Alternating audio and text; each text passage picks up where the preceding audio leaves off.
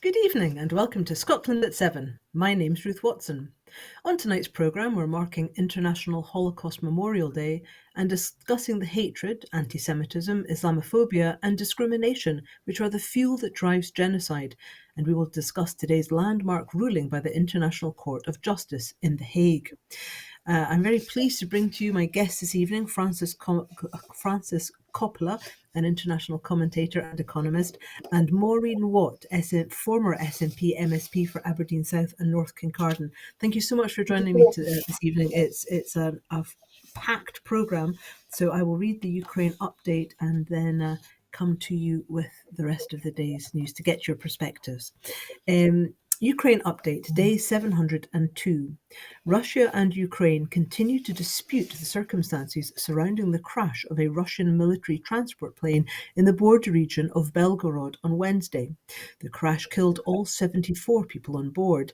Russia claims the plane was carrying 65 Ukrainian prisoners of war who were to be swapped and that Ukrainian forces shot it down. Ukrainian officials on Thursday did not explicitly deny shooting down the aircraft, but said they could not confirm that Ukrainian soldiers on their way to a prisoner exchange were on board the plane. Ukraine's Human Rights Commissioner, Dmitry Lubinets, told journalists that the passenger list shared in Russian media of Ukrainian prisoners of war had discrepancies in it. Andrei Kartapolov, who heads Russia's Duma Defense Committee, has claimed the Ukrainian side was officially warned and 15 minutes before the plane entered the zone, they were given complete information. Ukraine's military intelligence spokesperson, Andrei Yusov, insisted that Kyiv had not received either a written or verbal request from Russia to secure airspace around the area of Belgorod, and that two other Russian military transport planes, an AN-25 and an AN-72, were simultaneously in the airspace. A Moscow court has jailed Igor Girkin, a prominent ultranationalist critic of Vladimir Putin. The former officer for Russia's FSB security service, Girkin was arrested last summer in his apartment and charged with calls for extremism after months of public criticism in which he accused Putin of failing to pursue the war in Ukraine with enough vigor. Daria Trepova, 26, has been jailed for 27 years for delivering a bomb concealed inside a statuette that she had presented to pro-war military blogger Vladimir Tatarsky as a gift which exploded in his hands, killing him on the spot last year. Ms. Trepova was convicted by a St. Petersburg court of charges including terrorism in connection with the death of Tatarsky. Several major Ukrainian state organizations reported cyber attacks on their systems in the latest wave that a source close to the government blamed on Russian intelligence. The Council of Europe's Parliamentary Assembly, PASE, in Strasbourg, has unanimously adopted a resolution about the fate of Ukrainian children forcibly transferred and deported by Russia. It calls on national parliaments to adopt resolutions recognizing these crimes as genocide, and asks the international community to collaborate with Ukraine to trace and repatriate missing children. The International Criminal Court, ICC, in The Hague issued an arrest warrant in March 2023 for Vladimir Putin for overseeing the abduction of Ukrainian children. Lithuania's Foreign Minister, Gabrielis Landsbergis, visited Kyiv while Vladimir Putin was in Russia's Baltic Sea enclave of Kaliningrad, which borders Lithuania. The Kremlin said the visit had not been intended as a message to NATO members. Sweden's Prime Minister Ulf Kristersson has responded to Hungary's Viktor Orbán wanting more talks between the two nations over Sweden's application to join NATO by suggesting the pair meet in Brussels. The Speaker of Hungary's Parliament, Laszlo Kövér, said there is no urgency to resolve the situation and that attempts by opposition parties to convene an emergency session of Parliament to debate it are likely to fail.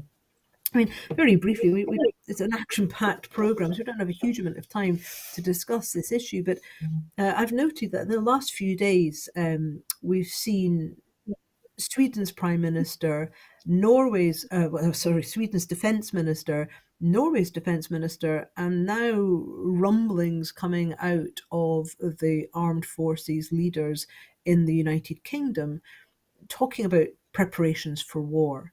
I mean, do you think that this is brinksmanship aimed at trying to impress upon governments that it's worth funding Ukraine because otherwise we need to send our own young men and probably young women as well these days to fight and die in a war in Europe if Russia isn't stopped? Or do you think that it is seriously, that conscription and preparation for war is something that we will hear more of? I mean, what's your take on this, Maureen? Yes, well, I heard, I think it was maybe on Question Time last night, I can't remember which programme it was, that we are moving out of a post-war era, post 1945, into a pre-war era. And I thought, well, golly, that's quite an incendiary language. And the talk of our forces being at the lowest numbers for decades, and, threatening the idea of conscription or having a reserve, more of a reservist army. And I thought, really, this is going to be the talk pre an election? So whether, as you say, it's Ruth, it's people doing a bit of scaremongering so that the defence budget is increased or not. But, I've always been one who said, it's not the percentage, it's what do we need to keep our country safe. And that includes keeping our country safe in terms of what is happening internationally. So I think this is something that is obviously going to run and run. Whether it gathers steam or not, we will wait and see. But it's an interesting new take on the international situation. I mean, Francis, it's I've had discussions with my youngsters over the years, and they've made very clear that they actually would be okay with conscription, for example, for an independent Scotland as a defensive force, sort of volunteering to or being conscripted to sort of learn the ropes and be doing things like, for example, not having the RNLI or Mountain Rescue as charities, but as that being sort of part of the duties of a defensive force, and sort of training yourselves up in the way that perhaps Ireland's army does. It's very different. They feel very differently. I, as a mother, person who's no longer going to be eligible for any of these things, feel very differently about it. When you're looking at a British army that is bombing, has a tendency to bomb and invade people in more of an expeditionary and invasive force sort of manner. I mean, what's your take on the view? Do you think that this is a tactics for to impress upon people how important it is that, in their view, that Ukraine continue to be funded so that the war happens there, not here? Or do you think that the fact that we've just had a boat crash into another boat, and that means that there's now only one boat in the fleet that's able to do anything? I mean, what's your take on this? I think there are a few things here. The first is preparing for a possible Trump presidency. And President Trump, as he is President Trump, even though he's not in office at the moment, has made it pretty clear over the years that he expects Europe, and that includes the UK for defence purposes, to take much more responsibility for its own defence and rely much less on America. So there is that actually UK, like other European countries, has run down its defence forces over the years. We've not been making the contribution to NATO from GDP that we should. We certainly haven't been beefing up our own defence forces. So it may well be that this is the defence forces saying, look, we have been underfunded for a very long time. If we are to build up our defence capability to where it needs to be to take over from the support that the US has been provided really since the Second World War, then we are going to need to do some serious expansion. And that could mean emergency measures such as national service. I'm not convinced myself that national service is all that great an idea for a population that hasn't had national service for a very long time. So, the young people who potentially would be called up have no idea what they'd be getting into. They wouldn't even know that their lives would be on the line. I think we've seen with Ukraine that when a country is actually under attack, people do step up. But Ukrainians had an immense amount of learning to do, and they were very much helped in that by Western forces, including, from professional armies in the West, particularly including the UK. Could we train our own reservists that way? I'm not so sure that we could. I mean, maybe that's a long-term strategy, saying actually, because in case this happened, we might need to train young people in the basics, really, of military combat, so that if we do have to introduce, have a reserve army, introduce conscription or whatever, they're not completely coming at it from a standing start. But I'm not convinced that this is the way to beef up our professional armed forces. If we need to beef up our professional armed forces, we need to put some money into it. Well, moving on to the middle. Oh, sorry. Sorry, was a voice in my ear. Moving on to the Israel-Gaza latest. The latest figures from the Gaza Health Ministry report that 183 Palestinians were killed in Israeli strikes and 377 were injured in the past 24 hours.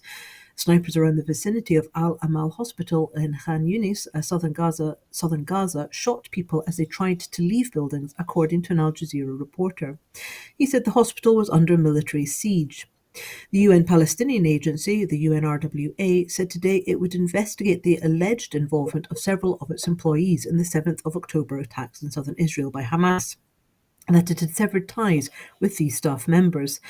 The Israeli ambassador to the United Nations, Mirav Ilan Shahar, accused the World Health Organization, WHO, of collusion with Hamas by ignoring Israeli evidence of the terrorist use of hospitals in the Gaza Strip. The director of the Central Intelligence Agency, the CIA, and his Israeli counterpart will meet Qatari officials in the coming days for talk on a second potential Gaza hostage deal and pause in fighting, three sources familiar with the matter told Reuters on Thursday.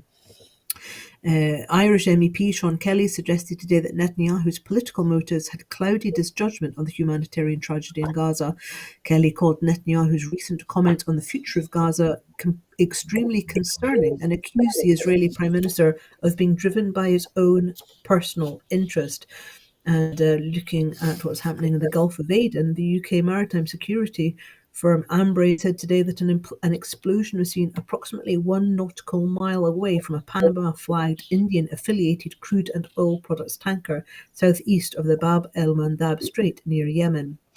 I mean, it is just one of these horrific situations. You know, we're watching the slaughter of civilians carrying the white flag, and people going to get food aid, which is extremely limited, and the reports of starvation growing. We're getting very few reports coming out because over 120 journalists have been targeted and killed, along with many of their families. I mean, and I mean, it's just so horrific. I mean, and we're hearing. I mean, there was a former United Nations American representative who was just basically talking about Palestinians being relocated away from Gaza to a third country altogether, sort of like, set up a new Palestine somewhere else. I mean, what happens really now going forward with Gaza? Do you think that Israel's anywhere close to really sort of considering any kind of peace, far less two-state solution? I mean, Francis, what is your take on this? No, all the rhetoric coming from Israel is that they've got no intention of considering a two-state solution, or indeed any solution that honours the Palestinians' right to even to existence, let alone to self-determination. The rhetoric around what they've been calling voluntary emigration, but would in fact be forced through extremely harsh conditions, they're still making those kind of comments.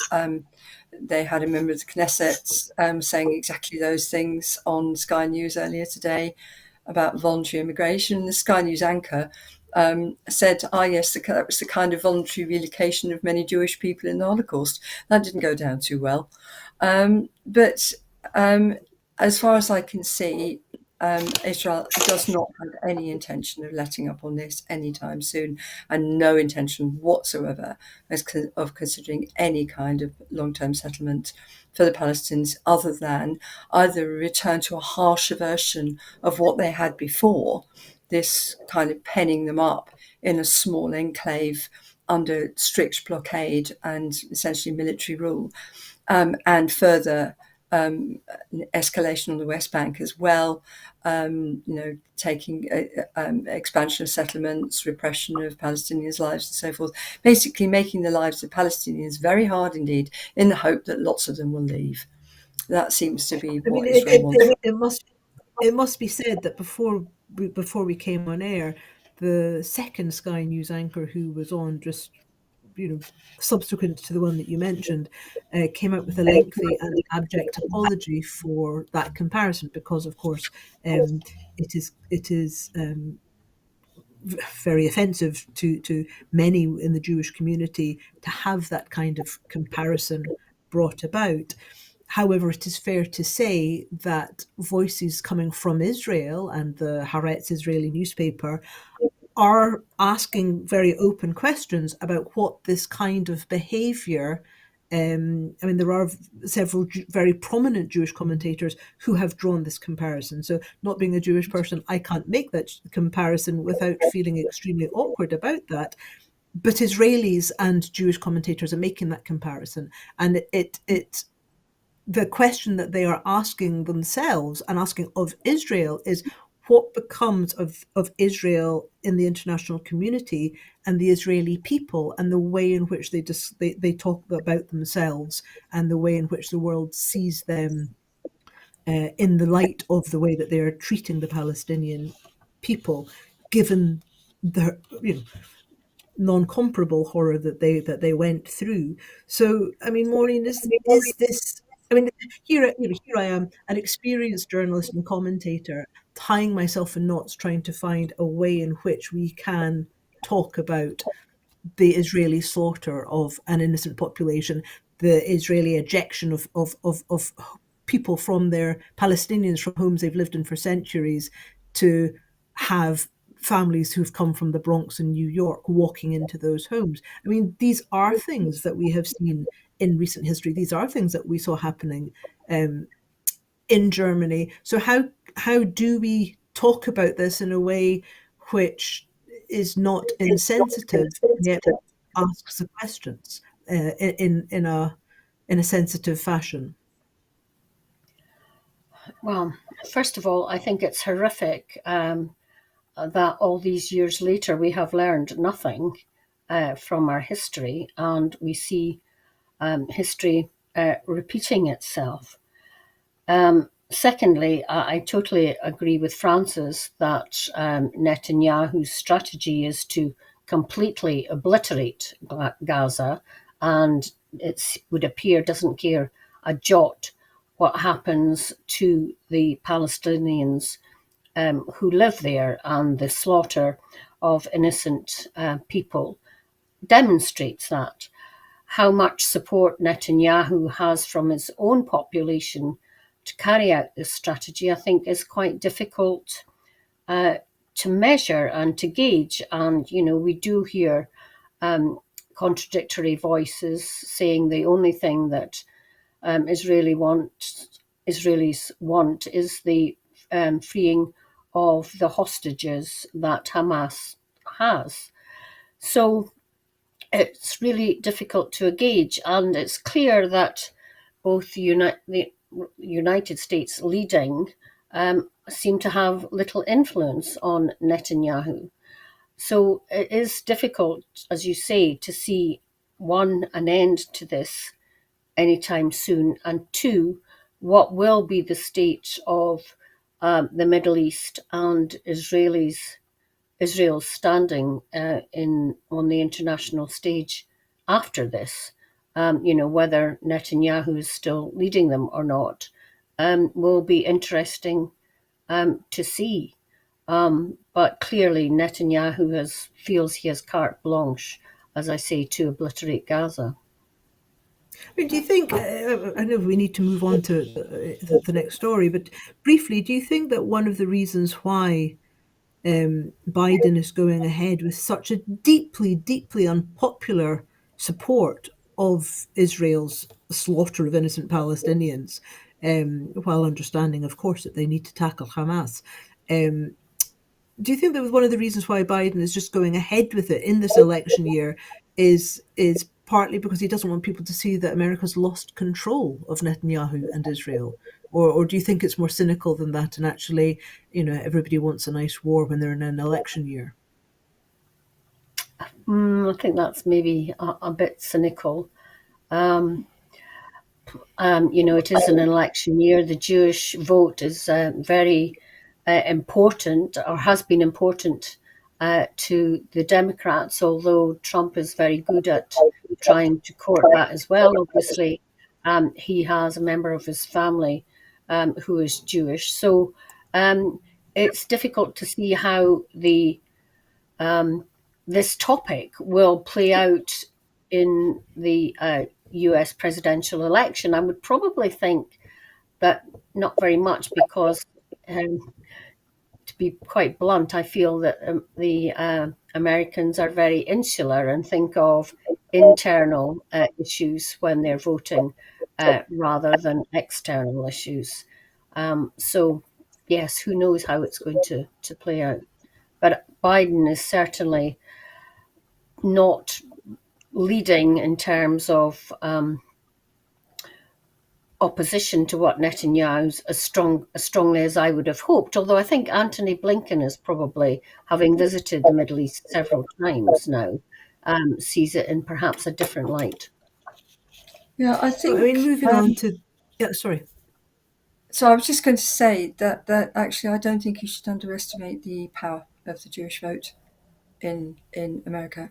This is actually, despite the protests, and obviously there have been protests, but this is very strongly supported by a lot of the population in America supporting Israel. Well, moving on to International Holocaust Memorial Day, Resolution 60/7, adopted by the General Assembly on the 1st of November 2005, established the 27th of January as International Holocaust Remembrance Day.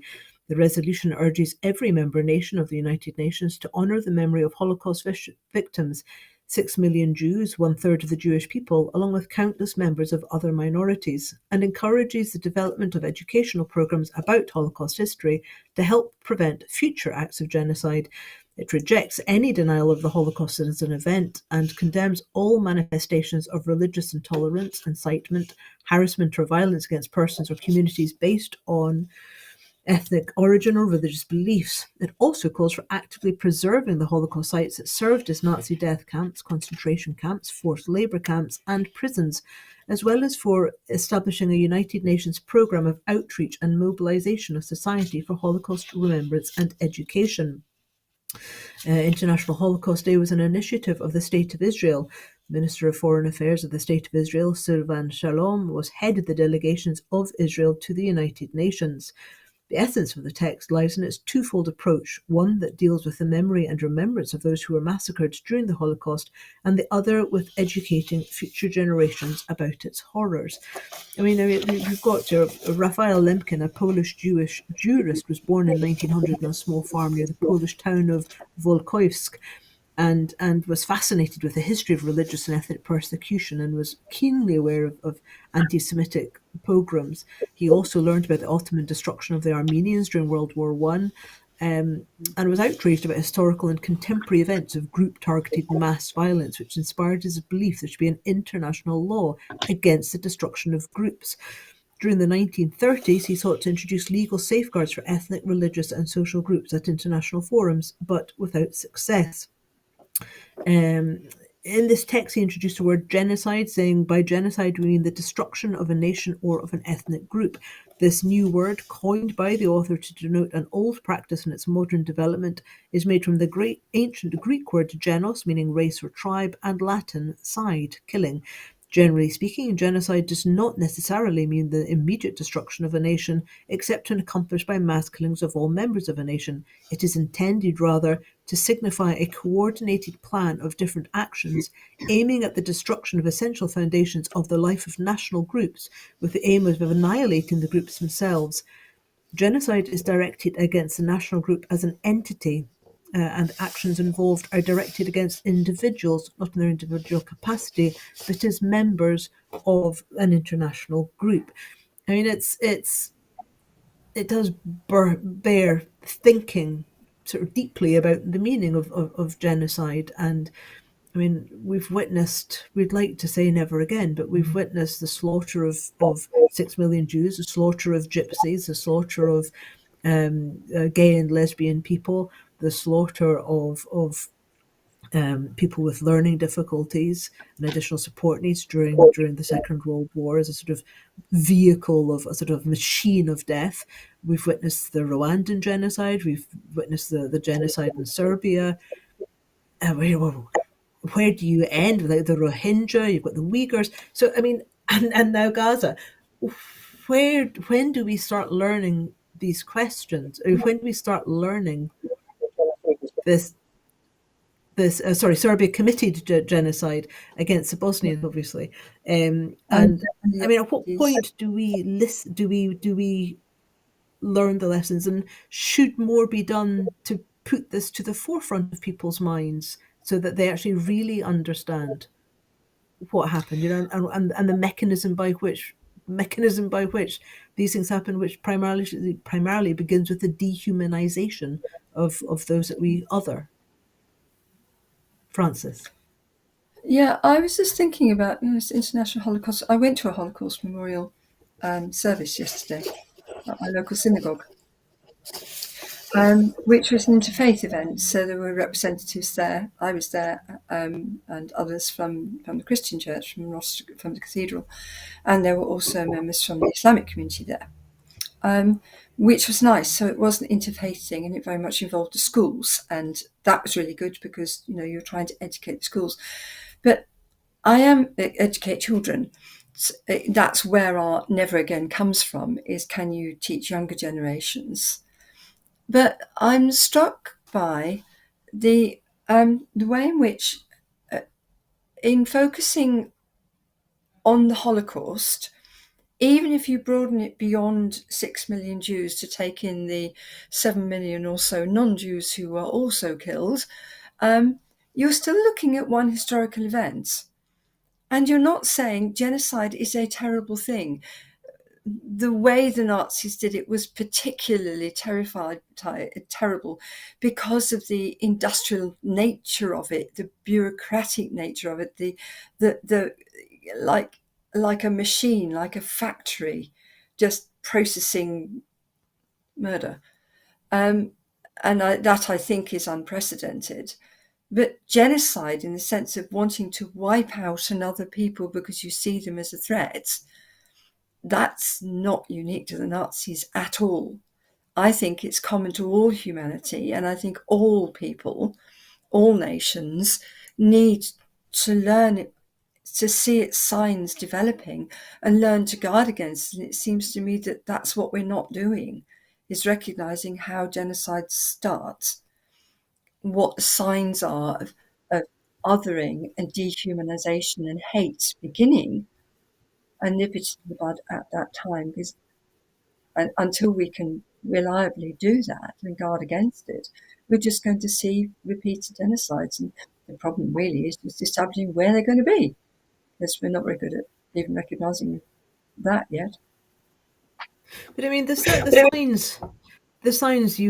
signs are often there. You sort of hear the beating of the drums several years before those drums become machetes, for example, in the case of the Rwandan genocide. But we see them with hindsight, not so much before in advance. So Maureen, at what point do you think that we start looking, that we sort of read the tea leaves, the political tea leaves? I mean, it's because, for example, looking at what's been happening in Palestine, it's many of us, many commentators have been watching what is happening and thinking, well, we know what this looks like, we know what the word behind this is. And it's at what point that sort of tips over into this manifestation of state violence, looking at what's happening with the Uyghurs in China. We are looking at this kind of re-education of the destruction of mosques, or sort of turning mosques into sort of more neutralized buildings, and taking away language. I mean, at what point do you think?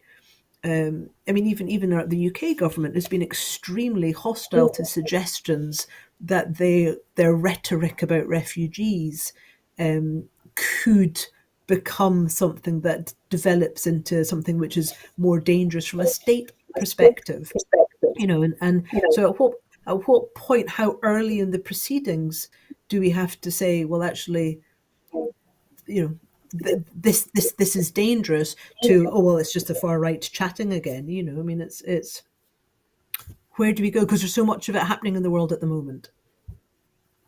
Yeah, I think you're right in what you say, and I think this is where there's a particular onus on our educators, our teachers, to kind of bring this in to the curriculum, and this is where organisations like the Holocaust Education Trust have a big role to play.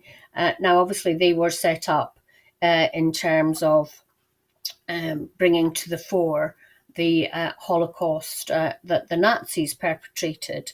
But as an organisation, I think they have expanded it to take in other genocides that have happened. But I think the Holocaust perpetrated by the Nazis is important as a starting point, because whether we like it or not, it's more near our own soil, if you like, having happened in Germany. And I know that secondary schools in Scotland, through the Holocaust Education Trust, are encouraged to send 2 pupils every year to Germany to visit concentration camps. I went on one visit, which was actually a conference on the Holocaust in Nuremberg, and visited Dachau. I visited the Nuremberg courthouse and the Nuremberg ring where Hitler had his rallies, and it was all extremely powerful. And these children come back and are encouraged to give talks at assemblies in their own schools and other schools. So I think getting it in the minds of youngsters early enough is really powerful, but it's something that continually needs to be reinforced. And, as not only our educators, but our media, I think, have got a role to play here too. And currently, there is such a move to it that anybody speaking out is kind of ridiculed sometimes. So it's not a healthy situation to be in my view. Well, one of the things that I was very struck by when we took the family to Berlin, and it was very, very powerful. I mean, I went to the Anne Frank house many years ago, and of course, with Anne Frank, she's a little European girl who wrote a diary and is very, very relatable. As Francis was saying, just somebody across the water, just could have been anybody, sort of writing a diary, and one day she's not allowed to go outside to play because the Nazis are coming. And one of the things, and in my daughter's class, the two from her year went to Auschwitz and came back actually really very quite shocked in a way that they hadn't expected to be. They understood they sort of understood it on paper, but when they went and saw it, were in the presence of it, it was a different experience. Same for the Anne Frank house. It's really striking. And I thought that Berlin it was very, very powerful to see this, the cultural context, the historical context, that is everywhere, every few hundred yards you go, there's somewhere else that reminds you and gives you context for what happened here and how it happened. I mean, do you think that perhaps because we're an island nation and none of this happened on our soil, we're actually quite poor in ways that perhaps other parts of Europe are not, because they endured the fascist occupation of the Second World War? Do you think that perhaps we need to be finding ways of adding context um, here in Scotland, to find ways of making it seem closer and more real for people? Well, if I might point out that Scotland was actually the site of a genocide, one that's been recognised, and maybe it's a question of teaching your own history in Scotland. I think sometimes it's more difficult for English people because, with few exceptions for English people, the genocides are somewhere else, even if they're in other parts of the British Isles. So, the aftermath of the Battle of Culloden or Cromwell's plantation in Ireland, those are somewhere else, even though they're part of Britain. So the fact that those were genocides, it doesn't impinge on English people in quite the same way. Yeah, and the other problem, of course, is that these are distant history, but then that's the same problem with the Holocaust, because it is fading from living memory now.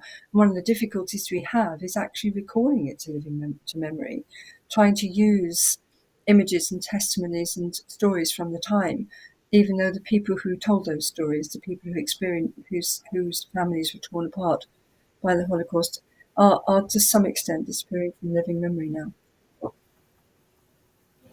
I mean, Maureen, do you think that's it? I mean, I remember asking about the clearances in Culloden when I was a schoolgirl, and be told, "Oh, that's old history. We don't talk about it," and learning more about the Tudors than we did about our own history. Do you think that is being addressed more these days?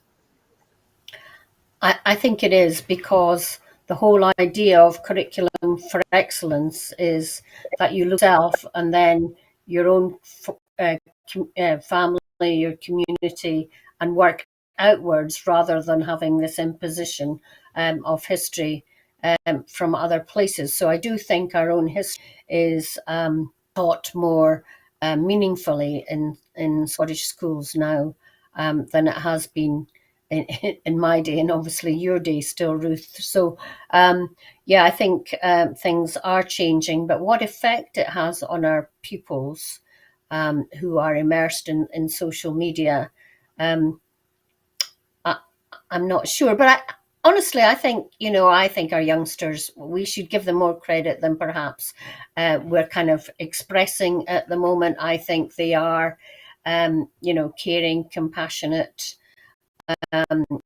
more aware of international things.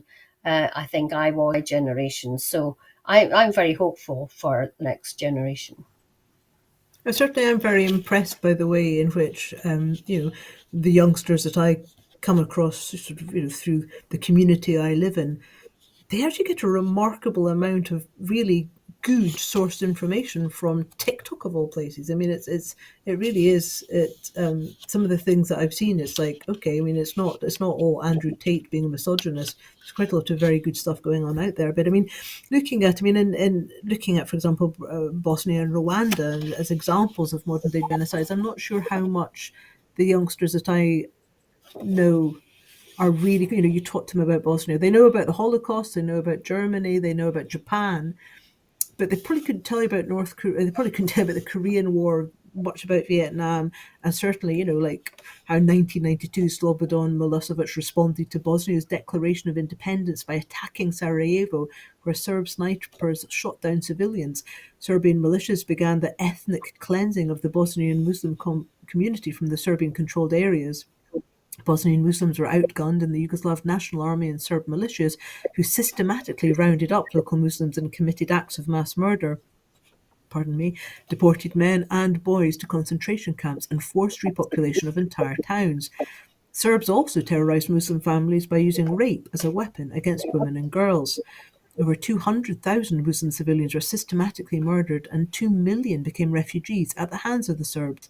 The town of Srebrenica was overrun by Ratko Mladic and his troops on the 11th of July 1995, and there followed an orgy of murder in which over 8,000 men and boys were systematically killed in the Srebrenica genocide.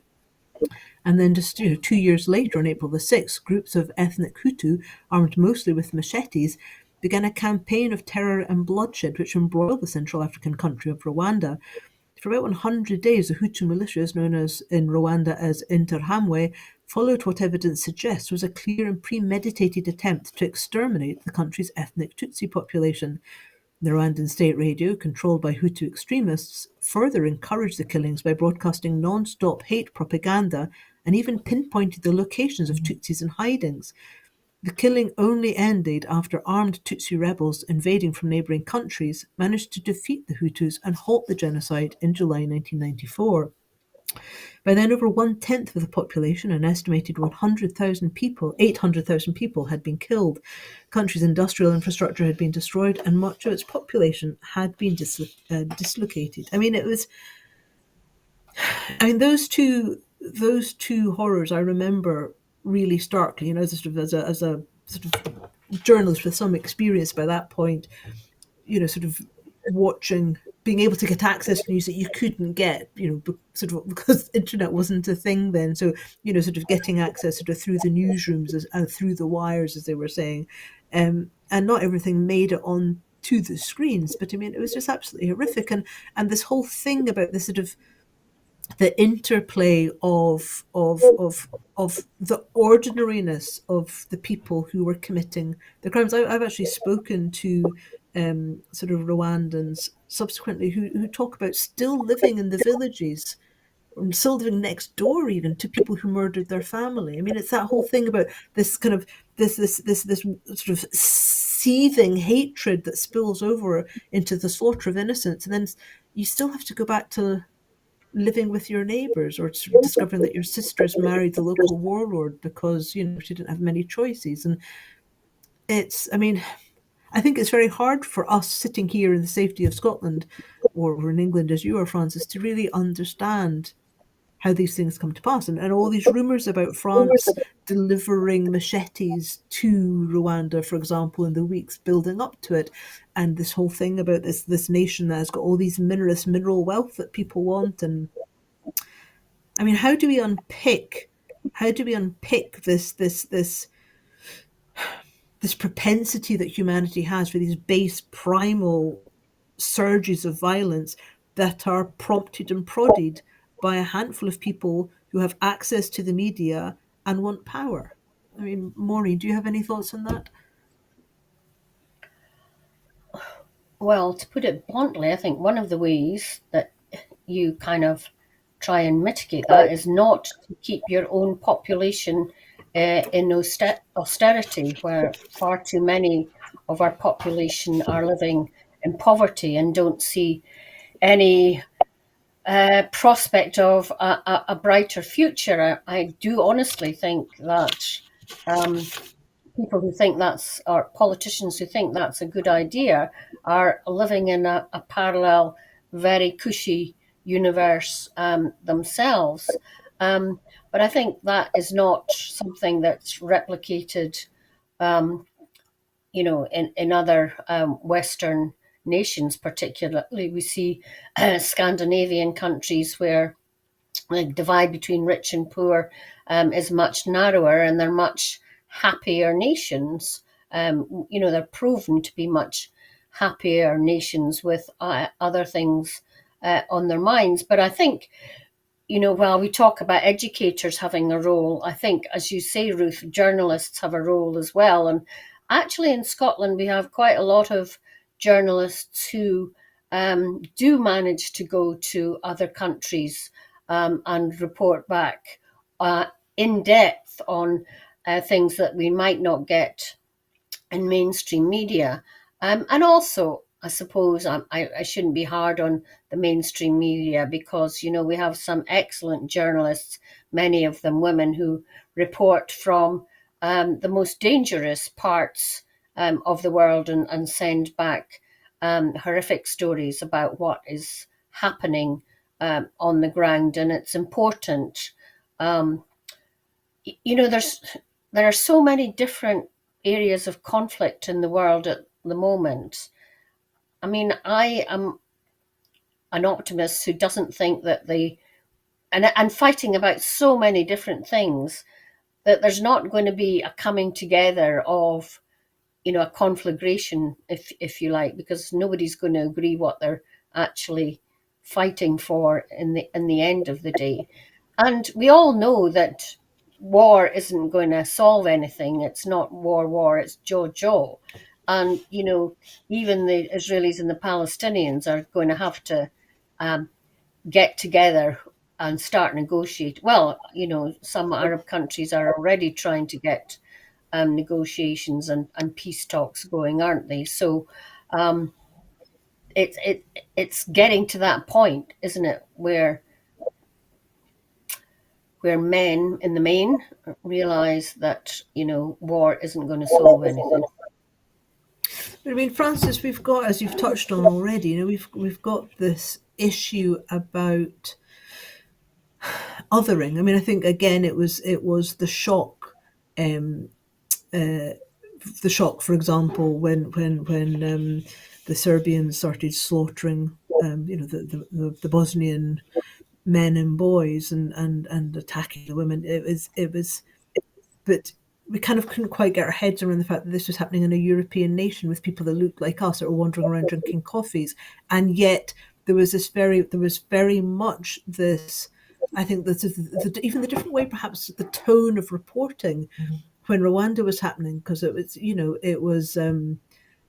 I was actually quite shocked listening to some of the reporting, because it very much seems to be the case that when journalists, particularly from certain backgrounds that are non-ethnic minority backgrounds or white majority backgrounds, very much tended to sort of talk about things as being slightly different in a slightly different way. We sort of, not all genocides are the same, because, well, it's kind of like it's over there rather than over here, if that makes sense. It's African slaughter seems to be sort of, well, you kind of might expect that, mightn't you, as opposed to European slaughter, which is somehow sort of seems to be slightly more shocking because it's people I from have a communities like name for ours. that. I have a name for that, actually.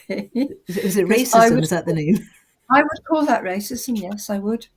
The idea that genocides and intertribal conflicts and things like that is something that brown people do or black people do, but oh no, white people don't do that. Or if they do, it's somehow justified. Yeah, I'd call that racism personally. Absolutely. So, I mean, moving on, taking that into the whole issue of, sort of hate, Islamophobia, discrimination, how do we then look at these issues and discuss these issues, and actually recognise the racism behind it? It's been something that I've found very difficult, looking at a UK government, in Westminster, which is made up of so many people from ethnic minority backgrounds that one would hope would be opening up the doors and not pulling up the ladder behind them. And I found that actually quite shocking, as somebody who's mixed race myself. I find it very shocking to see them discussing to see them othering people who look like them or who are from their communities. And if we're not getting a sort of good example, if we're seeing kind of pretty ghastly bigotry and I would say racism coming from people from those races themselves, what chance do we have of actually having a conversation about it that actually is able to name the beast? Because it's sort of, there's almost this sort of like veneer put over the racism coming out of Westminster about people from other communities, and you kind of can't name it because the people from those races themselves are being racist. It's a very odd phenomenon that I sort of find quite shocking. Francis, do you have a view on that? It's an interesting one, isn't it? That we've kind of got used to the idea of racism being something kind of that white people do to black people. But actually, it's a bit more complex than that. touches on this question of genocide. That you're trying to get rid of someone else who in some way you're perceiving as different from you and a threat to you. That may take the form of racism. It may take the form of a religious divide. So Islamophobia.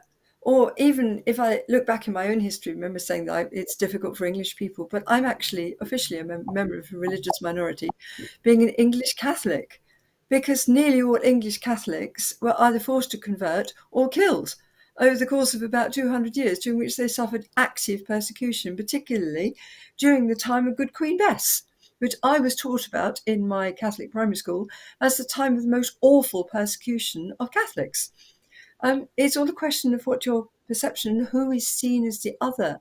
And in a way, thinking about the Holocaust, that in a way the problem for the Jews has been that an awful lot of different groups have seen them as the other that is a threat and therefore wanted to eradicate them. And this goes back a very, very long time.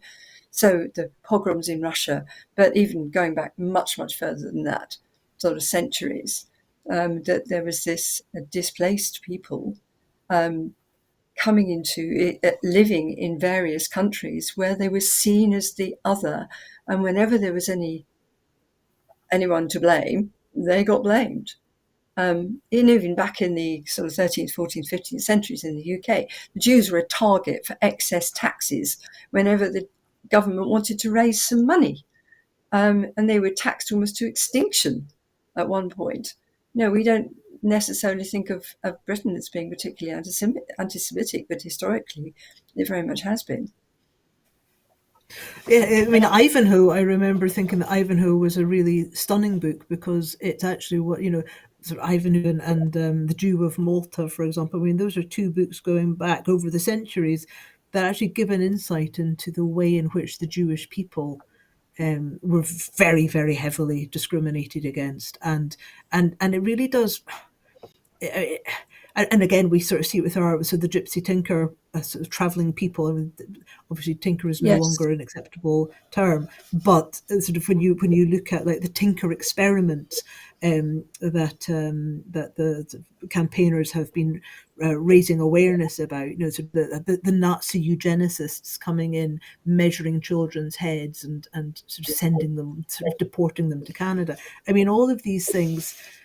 Sort of laws saying that gypsies could be hanged or burned just for being gypsies. Was it Huntley? There was sort of people being hunted, sort of in the 1500s. It's I mean, how do we come to terms?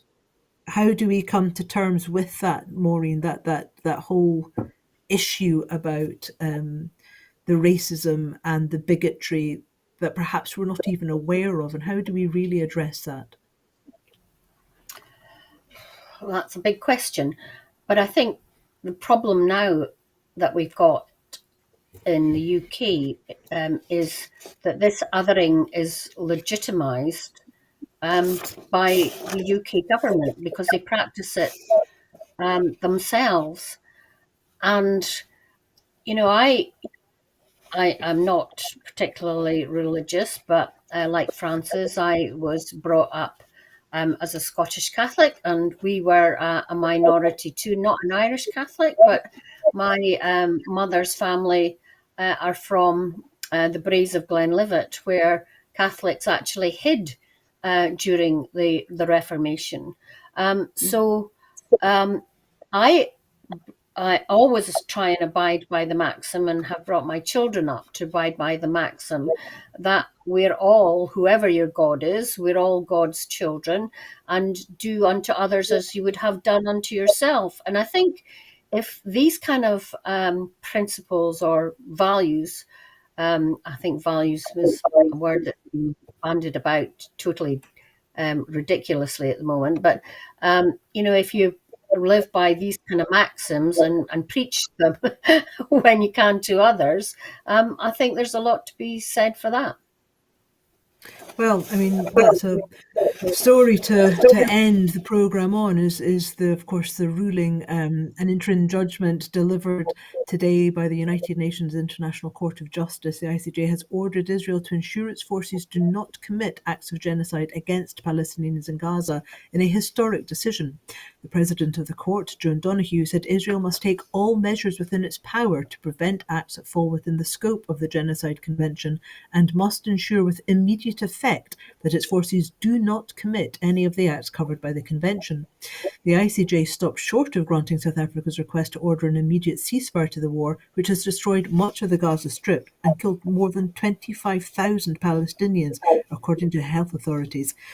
The ruling is not the final word from the court on whether Israel's actions amount to genocide, but it provides a strong indication that the judges believe there's a credible risk to Palestinians under the Genocide Convention.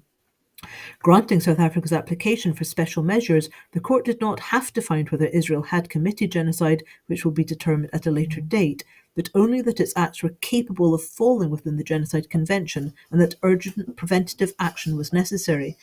Donoghue said Israel must take all measures within its power to prevent killing Palestinians, causing them serious bodily or mental harm, deliberately inflicting conditions of life calculated to bring about physical destruction in whole or in part of the Palestinian group, and imposing measures intended to prevent the births of Palestinians. The court is also of the view that Israel must take measures within its power to prevent and punish the direct and public incitement to commit genocide in relation to the members of the Palestinian groups in the Gaza Strip, the US judge said.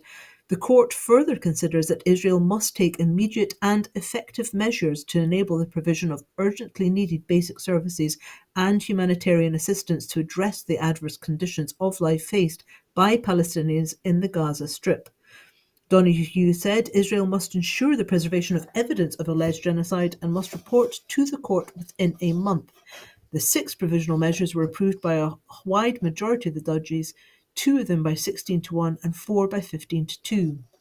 The judgment will increase pressure on Israel's diplomatic and military backers, including the US and the UK, to take a more robust stance to address the humanitarian crisis. Well, I mean, it's we've said much of what needs to be said, I guess, about this during the programme, but it is interesting to me to see that South Africa and Ireland, 2 countries whose people have suffered immensely under forms of apartheid, and people who powers who have used famine as a weapon and discrimination and apartheid as a weapon, are the ones who have led this. But it's also interesting to see more European leaders coming out and calling Israel out on its genocide of Palestinians. Just in a few seconds, if you can, Francis, I mean, do you have a view on what this might mean in terms of shifting perhaps the public perspective, and will that shift governmental perspectives? You know, I mean, is it time to boycott? It's a difficult one, this. As you say, they did stop short of the ceasefire, but that said, what they did say Israel had to do is at the very least, if Israel decides to abide by it, going to force them to change the way they do their military campaign against Hamas. Now, if you think about it, the United States has for a little while now been saying to Israel, you need to change the way you do this. It's way too indiscriminate. It looks like genocide. You can't carry on like this. You've got to change to more targeted military action on the basis of known intelligence. And Israel has been resisting that. And I think the judgment might well force Israel's hand on that, to force them to change the way they do their military campaign against Hamas. And that's the way I would read the ICJ's judgment, that what they want them to stop is the indiscriminate nature of Israel's campaign, not their military campaign against Hamas. There's another argument to be had about whether the military campaign against Hamas is necessarily the best way to deal with Hamas, but I think that's a different issue. And the other thing that I think this judgment does rather help with is it's put to bed once and for all the Israeli claim that the Palestinians aren't a definable people. Now, they've used that argument for 75 years. The ICJ has found that the Palestinians are a people. They're a distinct ethnic, and not even religious, because there are Palestinian Christians, as you know, a distinct ethnic group as such, and therefore protected by the Genocide Convention. And that will strengthen the arguments of those who say the long-term settlement here needs to be a Palestinian state. And does it also then, Maureen, I mean, very briefly, does it also strengthen the ability of the kind of language that's used? Because for some time now, Israel has said you can't say that we are committing genocide because we're Israelis and we're a people who have, the Jewish people have suffered horrifically, and you can't say that we're committing genocide because that has rings of equating what we're doing with what we experienced during the Holocaust. I mean, does that obviously people still need to be careful about the language that they use to be sensitive to the fact that the Israeli people, the Jewish people, suffered terribly, but the Jewish people and the Israelis are not. It's not necessarily one and the same. It's although many, of course, who went on to make the state of Israel came out of that horrific experience. Does this give us more chance to actually call genocide for what it is? Well, I think we must remember that the Israelis and the Palestinians were living, I wouldn't say completely harmoniously, but were managing to bump along pretty well before the attack of October the 9th by Hamas in northern Israel. And that has completely, made the whole place so totally volatile. I think the ruling today, as Francis has very well articulated, is very significant, and we just need to wait in the coming days to see what how different governments and nations react to that. But the message from the ICG is very clear, and as I say, I'm not hopeful that Netanyahu will take it into account at all, but it will be interesting to see how other countries react and what pressure more pressure is put on Netanyahu now. Well, I guess you could say they were bumping along as well as any people can that are living under an apartheid regime. But that's it's one of those programs, isn't it? There's just so much to unpick. We could be at it all evening. But that is it for this evening. In fact, we've crashed to pips. I'm sure Linda is having, my producers are having kittens as I speak. Before I go, I just want to remind you that at Broadcasting Scotland, we depend on the generosity of our supporters. So to everyone who has donated and to everyone who has signed up to make a regular monthly payment, thank you very much. Thank you to everyone who has donated to our emergency crowdfunder over the past 2 weeks. We are now only, and that's only in inverted commas, £2,000 short of our target, and very hopeful that we will reach £10,000 by the end of this week, which is today. So please, people, donate. We need your money.